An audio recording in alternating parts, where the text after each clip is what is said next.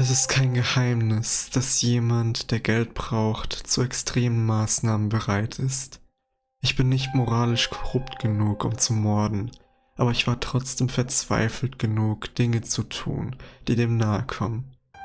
Die Scheidung hatte mir sehr zugesetzt und ich wollte aus diesem Haus raus und einfach allein leben. Dafür braucht man Geld. Und mein Job zahlte nicht genug, um einfach wegzugehen und so schnell meine Adresse zu ändern.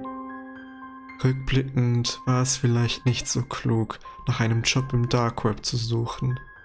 Die bezahlen zwar am meisten, aber ich wollte nicht meine Zeit damit verbringen, mich um irgendein Kind oder eine alte Dame zu kümmern, nur um $10 pro Stunde zu bekommen. Ich begann in allen möglichen Foren zu stöbern und filterte meine Suche so, dass ich niemanden töten oder mit jemandem schlafen musste. Nach einer Weile stieß ich auf Angebote für Paketlieferungen und ähnliches. Liefere dies an diese Adresse, erscheine bei diesem Haus und so weiter. Für mich war das in Ordnung, aber ich hatte kein Auto und konnte nicht einfach meilenweit mit verdächtigen Paketen laufen. Schließlich stieß ich auf dieses Inserat. Museumskraft gesucht. $100 pro Stunde. Temporäre Ausstellung irgendwo in den Vororten. Ich überprüfte die Adresse auf Google Maps und fand ein verlassenes Lagerhaus am Stadtrand. Ich war schon ein paar Mal daran vorbeigefahren, als das Familienauto noch mein Auto war. Ich dachte, ich könnte es versuchen.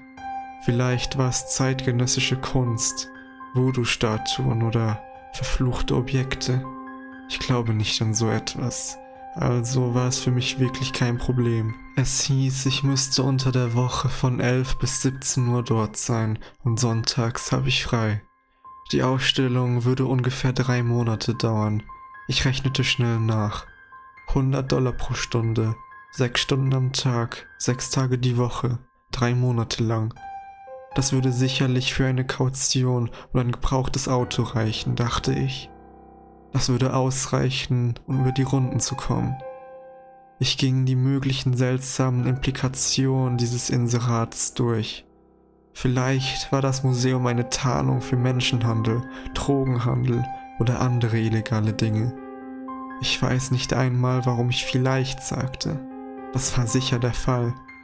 Ich musste nur vorsichtig sein und nicht zu neugierig werden.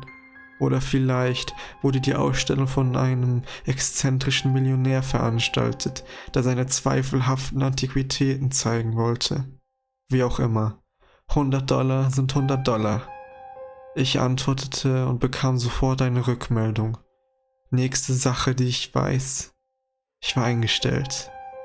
Mit dem wenigen Geld, das ich hatte, kaufte ich mir ein Fahrrad und ein paar Kopfhörer, um die Zeit zu überbrücken.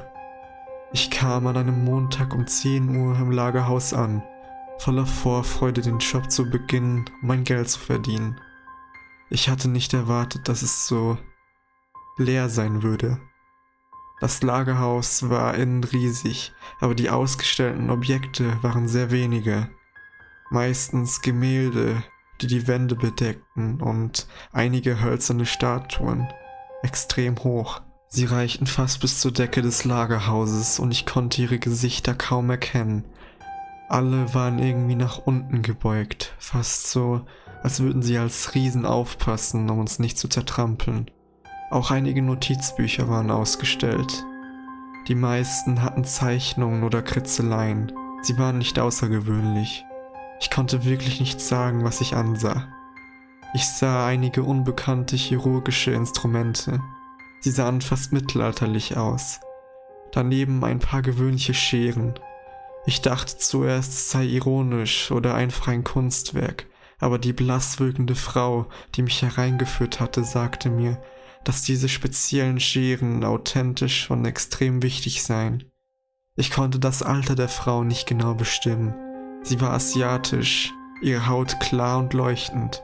Basierend darauf hätte ich geschätzt, sie sei Teenagerin, aber ihre Augen bewegten sich viel und hatten eine gewisse Dunkelheit, die man nur mit dem Alter erlangt. Im Kontrast dazu waren ihre Hände faltig und verfärbt. Ihr Haar fiel in langen Strähnen über den Rücken und war gegen Ende verfilzt. Es sah ungewaschen aus. Der interessanteste Teil bestand aus den letzten 3 Objekten, die an der gegenüberliegenden Wand zum Eingang ausgestellt waren. Wenn ich an meinem Schreibtisch saß in der Nähe des Eingangs, war die Wand fast unsichtbar im Schatten verborgen. Ich verstand nicht, warum das Licht so gedämmt war. Die Frau erklärte, dass es zur Atmosphäre der Ausstellung beitrug. Eines der Objekte war ein niedriger, runder Holztisch. Auf der Tafel davor stand The Hunger. Der Tisch war in den Kanten angebissen und zerkratzt. Ich glaube, er war früher quadratisch, aber das Holz war so stark abgenagt, dass die Ecken abgerundet waren. Die Zahnabdrücke auf dem Tisch waren menschlich. Ich vermutete, dass es sich um ein Kunstwerk handeln musste. Das andere Objekt war ein Paar Schuhe. Auf der Tafel stand The Shoes That Walked Home. Sie waren alt, aus Leder und an unmöglichen Stellen abgenutzt, als hätte der Träger ständig im Kreis gegangen. Das letzte Objekt war ein leerer Sockel. Auf seiner Tafel stand Painter, nicht anschauen, wenn besetzt. Ich starrte eine Weile darauf. Ein interessantes Konzept, murmelte ich, wobei ich die unbewegten Augen der Frau auf mir bemerkte. Ja, antwortete sie. Schau nur nicht hin, wenn es besetzt ist. Woher soll ich wissen? Du wirst es sehen. Es ist ein wirklich einfacher Job. Du hast nicht viele Pflichten und verdienst so viel Geld, indem du im Grunde nichts tust. Du musst verstehen, dass wir deine Diskretion und Neugierlosigkeit am meisten schätzen. Ja, danke, ich antwortete schnell. Plötzlich wurde mir klar, dass ich nicht wollte, dass sie geht. Das hielt sie jedoch nicht davon ab, durchs Lagerhaus zu gehen und die Tür hinter sich zu schließen, ohne weitere Formalitäten. Ich war allein mit der Kunst. Mein Job war es, am Schreibtisch zu sitzen, Besucher zu begrüßen und Eintrittskarten zu verkaufen. Ich bemerkte, dass der Stapel an Tickets relativ klein war. Sie erwarteten wirklich keine Besucher, wie ich mir vorgestellt hatte. Das Lagerhaus war am Stadtrand und nichts wurde für diese Ausstellung beworben. Niemand würde kommen. Ich entschied, Musik anzumachen und die Gemälde zu studieren. Ich stand auf und bewegte mich vor das erste mit dem Titel Meine Mutter. Es zeigte eine wunderschöne Meereslandschaft, kristallklare Wellen, die an das helle Ufer schmolzen.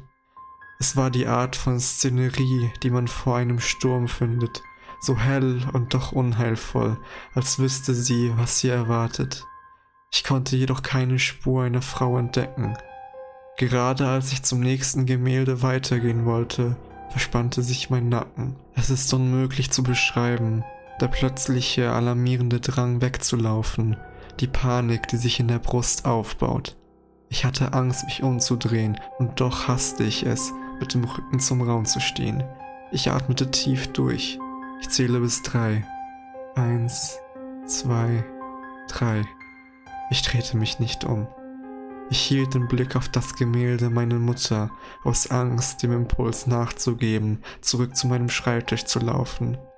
Nach qualvollen Momenten, in denen mein Herz drohte, aus der Brust zu springen, drehte ich mich schnell um und stürzte zurück an meinen Schreibtisch. Puh, sagte ich laut, dieser Ort ist verdammt gruselig. Warum? Weil, ich weiß nicht, es ist einfach verdammt seltsam. Ich würde kein Geld bezahlen, um hierher zu kommen. Mein Hals war so trocken, dass er juckte. In der kalten Luft sammelten sich Tropfen Schweiß auf meiner Stirn. Meine Augen huschten zu verschiedenen Punkten im Raum, zu den Gemälden, zu den Statuen, zu den Ecken. Mit wem hatte ich gesprochen? Wer war das überhaupt? Ich starrte auf die geschlossene Eingangstür. Wer ist da? Ich bekam keine Antwort. Verdammt nochmal, antworte doch. Ich hab dich laut und deutlich gehört. Ich weiß, dass hier jemand ist. Du musst... begann ich hoffnungslos. Du musst ein Ticket kaufen, um hereinzukommen. Ich hörte ein Klirren im hinteren Teil des Lagerhauses. The Hunger, The Shoes That Walked Home, The Painter. Bezieht sich der Sockel auf denjenigen, der die Gemälde gemacht hat? Ich stand auf und bewegte mich langsam nach hinten. Ich hielt den Blick auf den Boden gerichtet, bis ich die Kanten von The Hunger sah. Im schwachen Licht konnte ich den Schatten des Sockels erkennen und darauf sah ich den Schatten einer Gestalt. Sie sah humanoid aus, wie jemand, der sich hinkauert. Ich konnte nicht erkennen, in welche Richtung sie blickte. Mir war so kalt. Ich trat langsam zurück, den Weg, den ich gekommen war. Schließlich, nach dem Gefühl von Milliarden von Jahren, setzte ich mich auf meinen Stuhl. Den restlichen Teil meiner Schicht verbrachte ich dort, zu aufgewühlt, um Musik zu hören. Irgendwann hörte ich das schwache Geräusch von nassen Schritten, die von hinter mir kamen.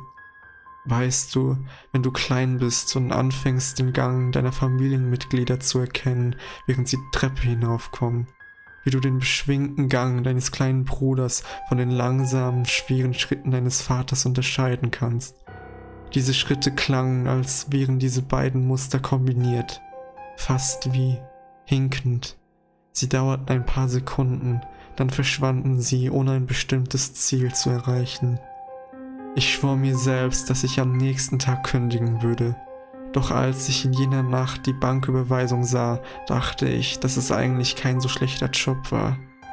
Es ist nicht so, als würde ich herumgejagt oder auf irgendeine Weise verletzt werden.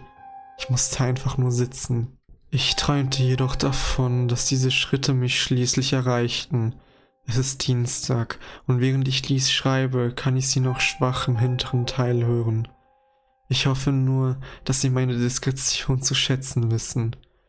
Ich frage mich, ob The Hunger und The Shoes That Walked Home irgendwie miteinander verbunden sind, aber sie bezahlen mich nicht dafür, neugierig zu sein.